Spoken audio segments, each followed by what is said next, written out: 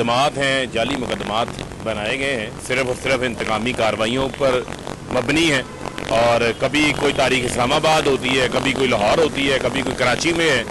और सबसे बड़ा जो टारगेट है इस वक्त वो इमरान खान है, क्योंकि इमरान खान की आवाम में पॉपुलैरिटी है, उसका मुकाबला नहीं किया जा रहा। अब कोशिश ये है कि किसी तरीके से इमरान खान को जो है वो लंदन प्लान के तहत रास्ते से हटाया जाए। आज भी ये खबरें आ रही हैं, 150 से ज़ायद इमरान खान पर मुकदमात हैं। आज भी खबरें आ रही हैं कि इमरान खान को इस्लामाबाद बुलाकर इस्लामाबाद हाई कोर्ट में पेशी के बाद या उसके दौरान उनके ऊपर कातलाना हमले की भी हमें खदशात मौजूद हैं और उनको सिक्योरिटी बिल्कुल फराहम नहीं की जा रही।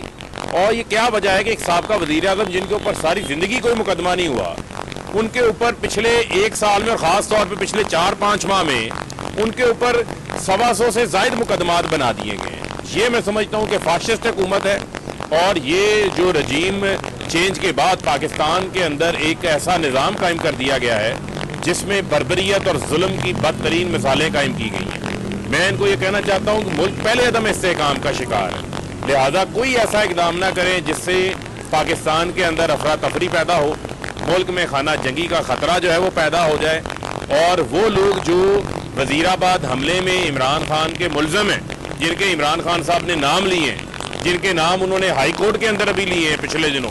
जिनसे उनको खतरा है, वही लोग जो है वो फिर साजिश कर रहे हैं और इमरान खान के लिए डेथ ट्रैप जो है वो तैयार किया जा रहा है। पूरी कौम को मैं कहना चाहता हूँ कि ये आपके सामने ये सब कुछ हो रहा है और इसके लिए आपने निकलना है।